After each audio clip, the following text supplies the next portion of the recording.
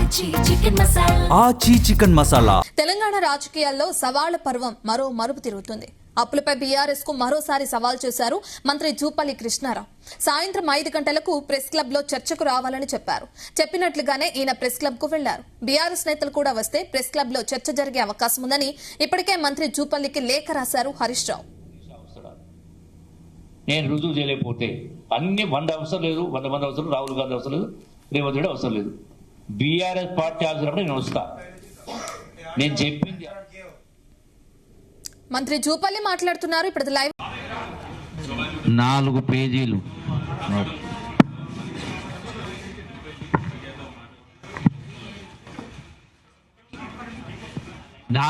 Letter రాసిన కల్వకుంట్ల చంద్రశేఖరరావు గారికి 4 page letter రాసిన, తారక రామారావు గారికి 4 పేజీ లెటర్ రాసిన, 3 కుర్చీలు వేసిన, కేసీఆర్, కేటీఆర్, హరీష్ రావు.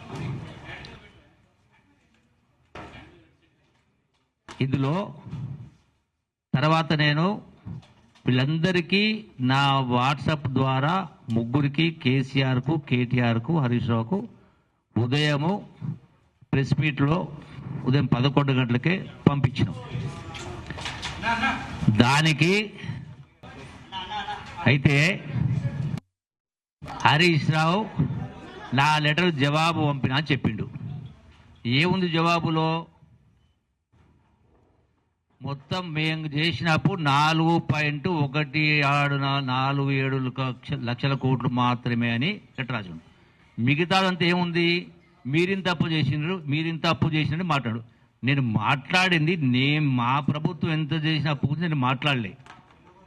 మీరేదైతే 10 సంవత్సరాల కాలంలో కేటీఆర్ ఏమో 3.5 లక్షల కోట్లని, హరీష్ రావు ఏమో 4.17 లక్షల కోట్లని పంపిర్రు. ఇది అబద్ధము అని నేను స్పష్టంగా ప్రతి అంశం పట్ల 4 పేజీల లెటర్ రాసి ఇందులో స్పష్టంగా 1 కాదు 2 కాదు మొత్తం టోటల్గా లెక్క చెప్పి 8,21,000 కోట్ల రూపాయలని దేనికి ఎంతెంత అని దీనిలో రాసిన, స్పష్టంగా రాసినాం.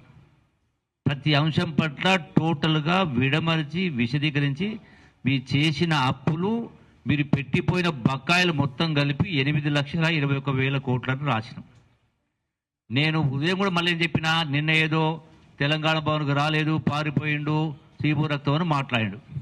మా ఇంట వంట లేదు, నేను ఎక్కడ కూడా ఏ విషయంలో కాంప్రమైజ్ కాదు అని చెప్పి ఉదయం 11 నేను నా దానికి కట్టుబడి ఉన్నా. ఇలా సాయంకాలం 4 గంటలకు ఇదే ప్రెస్ క్లబ్లో ఇక్కడికి రమ్మని ఆహ్వానించినాం. ఎందుకు రాలేదని అడుగుతున్నా. నీవు పంపించిన సొల్లు కబురు, సొల్లు పురాణం, నేను అడిగిన దానికి జవాబు చెప్పకుండా ఇది కూడా మీకు పంపిస్తా. మీరు కూడా నేను పంపిన లెటర్ను, ఆయన పంపిన లెటర్ను మీరు చదివి దీనిపైన మీ విశ్లేషణ రాయండి. నేను అడిగిన దానికి సమాధానం చెప్పకుండా దాటేసి మేము 4.17 లక్షల కోట్లు అంటే నేను ఎప్పుడెప్పుడు దేనికి ఎంత అని చెప్పి రాసినప్పుడు దానికి అదే విధంగా సమాధానం రాయాలి కదా.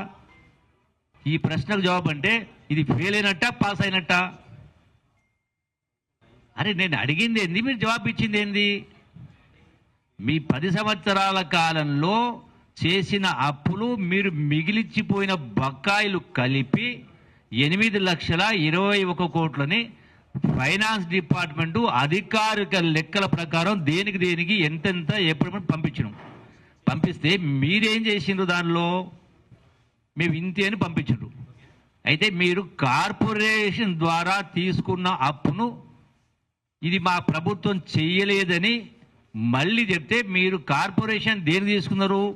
కాళేశ్వరం కార్పొరేషన్ మీద అప్పు తీసుకున్నారు. కాళేశ్వరం కార్పొరేషన్ పైన ఏం చేసింది? కాళేశ్వరం అప్పు తీసుకొని కాళేశ్వరమో పాలమూరు ప్రాజెక్టు ఇరిగేషన్ ప్రాజెక్టులు కట్టిండ్రు. ప్రభుత్వం అప్పు కట్టదు, కాళేశ్వరం ప్రాజెక్టు కార్పొరేషన్ కట్టదు అన్నారు. కాళేశ్వరం కార్పొరేషన్కు ఆదాయం ఎక్కడిది?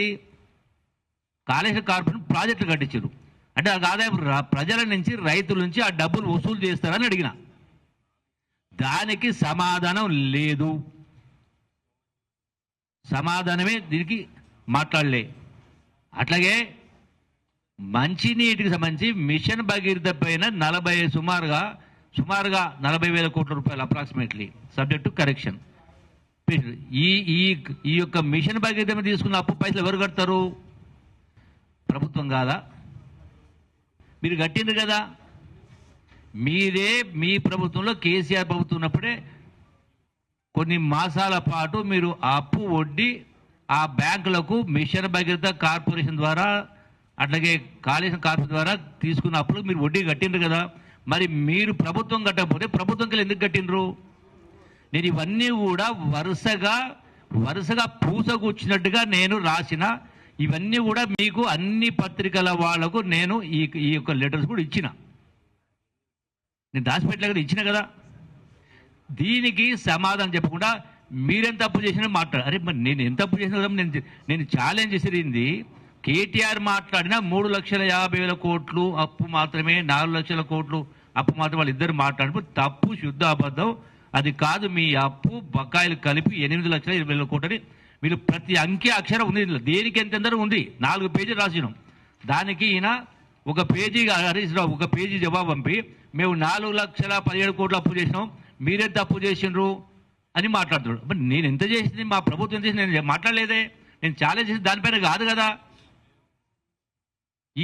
అట్లాగే ఈ ప్రభుత్వం కూడా 2,08,681 కోట్ల రూపాయలు వడ్డీ కట్టింది. ఈ ప్రభుత్వం వచ్చిన తర్వాత, కాంగ్రెస్ ప్రభుత్వం వచ్చిన తర్వాత 2,08,681 కోట్ల రూపాయలు వడ్డీ కట్టింది. అంటే ఈ 200 ఏళ్ళు తీసుకున్న అప్పటికే ఇంత వడ్డీ కట్టిందా ఈ ప్రభుత్వం? అంటే అందుకే పలాయనవాదము, పొడుగు మాటలు, లావు మాటలు, 6 ఫీట్ల మాటలు కాదు మాట్లాడాల్సింది. నేను అడిగిన దానికి సూటిగా సమాధానం చెప్పకుండా డొంక తిరుగు సమాధానం చెప్పి పారిపోయిండు. ఎవరు వారిపోయినారు? ఇప్పుడు ఎవరు వారిపోయినరు? కొద్దిగా సిగ్గుసరం ఉండాలి, మాట్లాడితే మతిస్థితి ఉండాలి.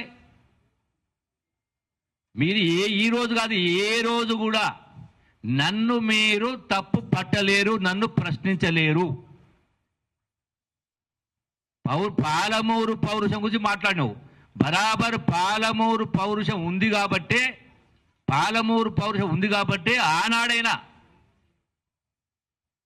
మంత్రి 3.5 ఏళ్ల మంత్రి పదవికి రాజీనామా చేసి ఆనాడు మీ బీఆర్ఎస్ పార్టీకి పాలమూరు జిల్లాకి 7 సీట్లు ఇచ్చినాం. నేను మంత్రిగా ఉండి 13 సీట్లు ఇచ్చినాం.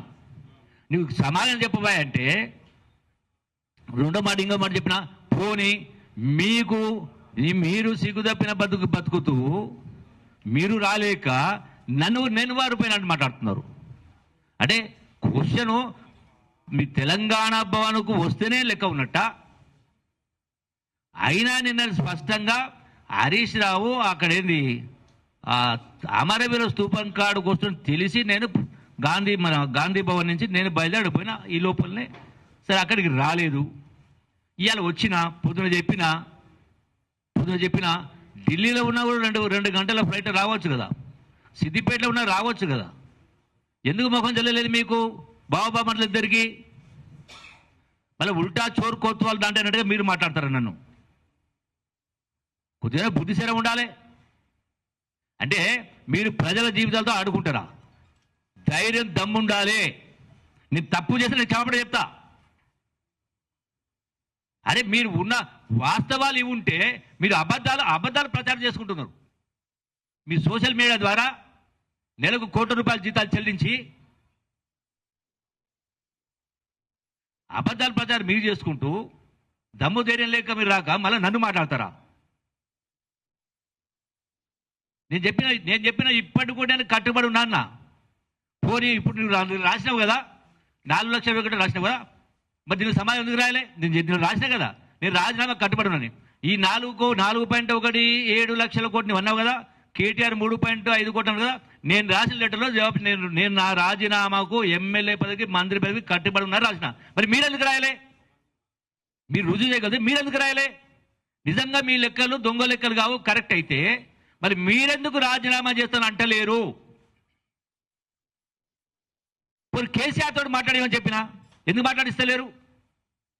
నా లెక్కలు తప్పు అని కేసీఆర్ తోటి ఒక్క రెండు సరే అసెంబ్లీకి రాకపోయే, పదే పిలిచిన రాకపోయే, నేను మాట్లాడిన లెక్కలు అబద్ధమని మీ మామతోటి మీ తండ్రి గారితో కల్వకుంట్ల చంద్రశేఖరరావు గౌరవించండి అంటున్నా. ఈ లెక్కలు తప్పు అని చెప్పమని అంటున్నా. కేసీఆర్ గారు ఇవన్నీ వింటున్నారు, చూస్తున్నారు కదా. మీ కొడుకు చెప్పినవి, మీ అల్లుడు చెప్పినవి ఇవి అబద్ధాలా నిజాలా చెప్పాలి కదా. మళ్ళా ఉల్టా తెలంగాణ భవన్కు రాలేదు, పారిపోయిండు, చీము రక్తం ఉంటే పాలమూరు పౌరుషుడు మాట్లాడతారు. నేను ఏ విషయమైనా చివరిదాకా పోట్లాడే, చివరిదాకా ఏ అంశమైనా వదిలిపెట్టను కాదు, కట్టుబడి ఉండటోని. నా లెక్కలు కరెక్ట్ కాకపోతే మళ్ళీ పదే నేను దీనికి కట్టుబడి ఎందుకు చెప్తున్నా? నేను రాసిన లెటర్లో నిన్న మాట్లాడిన ప్రశ్నలు మాట్లాడిన ఒక్క అంకె తప్పున్నా నేను రాజీనామాకు సిద్ధమని చెప్తున్నా. మీరు ఎందుకు చెప్తలేరు ఆ మాట? ఎందుకు ఇక్కడికి రాలేదు? మరి ఇప్పుడు ఎవడు అడుగుతున్నాడు మిమ్మల్ని? కానీ వచ్చే ప్రయత్నం కూడా చేయలేదే. అందుకే నేను రాష్ట్ర ప్రజానీకానికి విజ్ఞప్తి చేస్తా ఉన్నా, దయచేసి మాయ మాటలకు మోసపోవద్దు. వాస్తవాన్ని సోషల్ మీడియా చూసి అవే నిజాలు అనుకోవద్దు. సోషల్ మీడియాలైనా నిజాలున్నాయి, అబద్ధాలున్నాయి. ఏది కరెక్టో, ఏది నిజమో, ఏది అబద్ధమో తెలుసుకోకుండా ఇంతమంది వందలాది బిడ్డల ప్రాణత్యాగాలు చేస్తే ప్రజల జీవితాలతో ఆడుకుంటా ఉన్నారు. నిజం చెప్పడానికి కూడా ధైర్యం ఉండాలి, పౌరుషం, రోషం ఉండాలి. ఎంత ఏదో చాకచక్యంగా మాటలకు గారడి చేయడం గొప్ప కాదు. నైజం కనపడతా ఉంది. నేను నా దాకా కట్టుబడి చెప్పినా ఇప్పటి దాని కూడా ఆ నోట్లకి వెళ్ళి వాళ్ళ మాటనే వస్తలేదే. మేము అబద్ధమైతే, మా మాటలు అబద్ధమైతే మేము రాజీనామా చేస్తాం ఎందుకు చెప్తలేరు? మరి నిజంగా మీకు కరెక్ట్ అయితే నేను రాసిన దాని మీద జవాబు చెప్పమంటే మీ ప్రభుత్వం ఎన్ని అప్పులు చేసింది, మా ప్రభుత్వం ఎన్ని అప్పులు చేసింది నేను చాలా చేయలే. మా ప్రభుత్వం 2,08,000 కోట్ల వడ్డీ కట్టిందని చెప్పిన. ఇది కూడా నేను చెప్పి నేను మాట్లాడినా, మళ్ళీ కూడా చెప్తా ఉన్నా. క్వశ్చన్ నేను ఛాలెంజ్ చేసింది, మీరు చెప్పింది తప్పు. 3,50,000 కోట్లు కాదు, 4,00,000 కోట్లు కాదు. మీరు చేసిన అప్పులు, మీరు మిగిలించుకున్న బకాయిలు కలిపి 8,20,000 కోట్లు రాసిన. అదే నేను గడిపి సంతకాలు పెట్టి నేను వాట్సాప్లో పంపించిన, లెటర్ ద్వారా పంపించిన, మెయిల్స్ ద్వారా కూడా పంపించారు. ఇంకా మెయిల్ అడ్రస్ వాళ్ళు పంపమంటే ఇప్పటిదాకా వాళ్ళ మెయిల్ అడ్రస్ పంపలే, అయినా వాట్సాప్ ద్వారా పంపించిన. ఆయన కూడా వాట్సాప్ పంపించండి, ఇది వాట్సాప్ వచ్చింది. అంటే అడిగిన దానికి తప్ప అన్నిటికి సమాధానం చెప్పిండు, అడిగిన దానికి తప్ప. దీన్నే పలాయనవాదం అంటారు. అందుకే ప్రజలకు నేను చెప్తున్నా, అదే మీరు 10 సంవత్సరాలు కేసీఆర్ గారు 10 సంవత్సరాలు ముఖ్యమంత్రిగా ఉన్నారు, హరీష్ రావు ఫైనాన్స్ మినిస్టర్గా ఉన్నాడు, ఇరిగేషన్ మినిస్టర్గా ఉన్నాడు, కేటీఆర్ అదే బీఆర్ఎస్ పార్టీ వర్కింగ్ కమిటీ 10 సంవత్సరాలు మంత్రిగా చేశారు. ఎందుకు మీకు ధైర్యం లేదు నిజాలు మాట్లాడడానికి? అంటే కేవలం 4 మాటలు మాట్లాడేసి, అబద్ధాలు మాట్లాడేసి ఇలా ప్రజలను మభ్యపెట్టే కార్యక్రమం చేస్తూ ఉన్నారు. ఇప్పటికైనా విలువలతో బతకండి, పద్ధతి ప్రకారం మాట్లాడండి, నిజాయితీగా మాట్లాడండి. ఎన్నిసార్లు ఒక మనిషి ఒకసారి అబద్ధం చెప్పవచ్చు, కానీ ఒకే మనిషి 10 సార్లు 100 మందిని 100 లక్షల మందిని మీరు నమ్మించలేరు. నిజంగా కరెక్ట్ పరిపాలన చేస్తే ఈ పరిస్థితి ఎందుకు వచ్చేది? మీకు ఈ దుస్థితి ఎందుకు వచ్చేది? అబద్ధాలు చెప్పాలి. అందుకనే మళ్ళా చెప్తా ఉన్నా, ఏ వ్యక్తికైనా, ఏ సంస్థకైనా, ఏ పార్టీకైనా మూలం, బేస్ అనేది ఒక నమ్మకం, ఒక విశ్వాసం. అదే ప్రధానమైనటువంటి పెట్టుబడి, ప్రధానమైనటువంటిది అది లేదు, అది లోపించింది. నేను మళ్ళీ చెప్పిన ఇవాళ చెప్తా ఉన్నా, తెలంగాణ రాష్ట్ర సాధన కోసం వందలాది మంది బిడ్డల ప్రాణత్యాగాలు అయితే చేసినరో వాళ్ళు కూడా మనలాగే ఏదో రకంగా బతికేవాళ్ళు, కానీ మా చావులతో తెలంగాణ రావాలి, వచ్చిన తెలంగాణ పచ్చగుండాలి, యావత్ తెలంగాణ రాష్ట్ర అన్ని వర్గాల ప్రజలు సంతోషంగా సుఖంగా ఉండాలి, వాళ్ళు కష్టాలు తొలగిపోవాలని ఇంతమంది వందలాది మంది బిడ్డలు ప్రాణత్యాగాలు చేస్తే, అంటే ఒక పవిత్ర ఉద్యమం, ఒక పవిత్రత, ప్రపంచంలోనే అతి గొప్ప ఉద్యమం, యావత్ తెలంగాణ సమాజం సంఘటితమైంది. ఆ పవిత్ర ఉద్యమానికి 10 సంవత్సరాల పరిపాలనకు పొంతన లేదు. భూమికి ఆకాశం మధ్య వ్యత్యాసం ఉంది. ఇది కరెక్ట్ కాదు. ఇప్పటికైనా బుద్ధి తెచ్చుకొని నిజంగా మీకు పౌరుషం రోషం అనేది ఉంటే ఇప్పటికైనా మాది ఈ లెక్కలు మేము రుజువు చేయలేకపోతే మేము కూడా రాజీనామాకు సిద్ధమని ఒక మాట మాట్లాడండి. రేపు అసెంబ్లీ సాక్షిగా కూడా కేసీఆర్ రాడు, ఎందుకు రావట్లేదు, పోనీ రాలేదు, ఇదంతా కూడా 2-3 చర్చ జరుగుతుంది కదా. కనీసం ఒక ప్రెస్ మీట్ పెట్టి ఇది వాస్తవాలని కేసీఆర్ ఎందుకు చెప్పలేకపోతున్నాడు? నా అంకెలు తప్పు, కేటీఆర్వి హరీష్ రావు నిజం అని ఒక మాట చెప్పే కదా, ఒక పలుకు పలుకోవచ్చు కదా, ఏ నోటి ముత్యాలని రాలేవు కదా. ఇప్పటికైనా బుద్ధిగా ఉండడం చెప్తా ఉన్నా, ఇప్పటికైనా కొంత నిజాయితీగా మాట్లాడని చెప్తున్నా. ఎన్నిసార్లుగా మభ్యపెట్టే మాట్లాడతారు? రాష్ట్రాన్ని అప్పుల కుప్పగా మార్చిండ్రు. ఇలా నెలకు 6,000 కోట్ల రూపాయల వడ్డీ కట్టాల్సి వస్తూ ఉంది. గొప్పగా పరిపాలన చేసినది ఇప్పటిదాకా ప్రచారం చేసుకుంటారో అది వాస్తవం కాదు. ఇప్పటికైనా మీరు దీనిపైన మొదలు, నేను నిన్న కూడా చెప్పిన, ఈరోజు ఉదయం కూడా చెప్పిన, ఇది మీరు రుజువు చేయలేకపోతే, మీరు చెప్పింది వాస్తవమైతే మీది అబద్ధమని నేను రుజువు చేసిన. దీనిపై నేను అడిగిన సమాధానం చెప్పలే. కేటీఆర్ నుంచి కూడా రాలే, కేసీఆర్ నుంచి స్పందన రాలే. దీనికి ఖర్చు ఎంత తెలకాదండి? రియాయితీ ఉంటే 5 పైసలు కావచ్చు, 10 పైసలు కావచ్చు. ఎందుకు నేను అడిగిన దానిపైన, నేను రాసిన దానిపైన వివరణ ఇవ్వచ్చు కదా, ఎందుకు ఇస్తలేరు? నిజం తెలిసిపోయింది కదా, ఎవరి పౌరుషమో ఎవరి రుషమో తెలిసిపోయింది కదా. నేను అడిగిన దానిలో ఒక్క దానికి కూడా సమాధానం లేదు.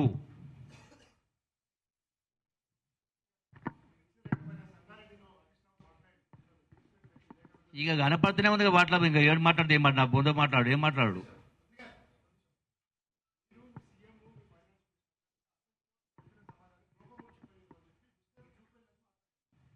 ఇది దొంగ అని అరిచినట్టుగా ఉంటుంది. తలకాయ కోసి ముందర పెడితే కాదు పుచ్చకాయ ఏమంటారే, పట్టినోడు పరకంటే కాదు జల్లానంట. హరీష్ రావు అంటాడు, కేటీఆర్ అంటాడు. అరే నేను ఇంత స్పష్టంగా దానిపైన తెలుగు రాదా?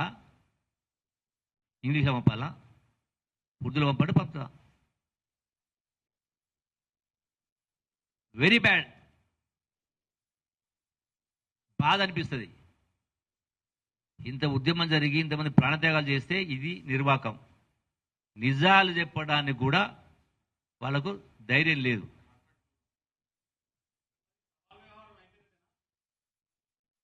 వాళ్ళ పలాయన వాళ్ళు తూక పొడిచిండ్రు. ఏదైతే మాట్లాడినరో పౌరుషం ఉందా, రోషం ఉందా, చీముందా, రక్తం ఉందా అనేది అది వాళ్ళకు వర్తిస్తుందా, నాకు వర్తిస్తుందా? నిజంగానే నాకు తప్పుంటే నేను మళ్ళీ ఎందుకు పొద్దున 11 కూడా వచ్చి ప్రెస్ మీట్ పెట్టినా, మళ్ళీ వచ్చి ఇప్పుడు ఎందుకు ఇక్కడ కూర్చున్నా? ఎందుకు వాళ్ళ కోసం 3 కుర్చీలు పెట్టినావిడా? కేసీఆర్, కేటీఆర్, హరీష్ రావు.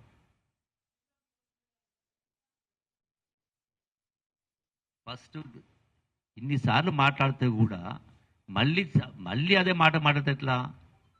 అరే మీది ఇప్పటికి కూడా మీకు దమ్ము ధైర్యం ఉంటే, మీ చెప్పిన లెక్కలు తప్పు అని రుజువు చేసినా మీకు లెటర్ ఇచ్చినా నేను రాజీనామా కట్టుబడినా అన్న. మీరు కూడా అదే మాట, ఒక మాట ఎందుకు చెప్తలేరు అంటున్నా. మా లెక్కలు తప్పైతే మేము రాజీనామా చేస్తామని మీ ఇద్దరి బావబామర్దుల నోటి నుంచి ఎందుకు ఆ మాట వస్తలేదు అంటున్నా. రావాలి కదా, ఎందుకు వస్తలేదు అంటే ఇది బురదలిపోదామనా? మా ప్రతిష్టను భంగం చేయాలనే మీ నుంచి కాదు, మీ తాత ముత్తాతల నుంచి ఎవరే, మీరు కాదు ఎవరు కూడా. Thank you.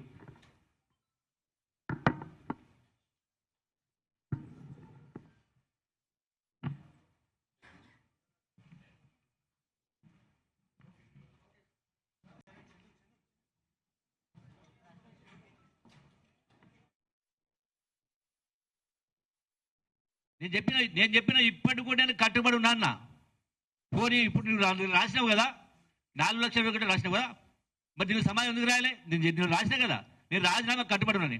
ఈ 4.1 లక్షల కోట్లు నువ్వు అన్నావు కదా, కేటీఆర్ 3.5 కోట్లు అన్నావు కదా, నేను రాసిన లెటర్లో జవాబు నేను నా రాజీనామాకు ఎమ్మెల్యే పదవికి మంత్రి పదవికి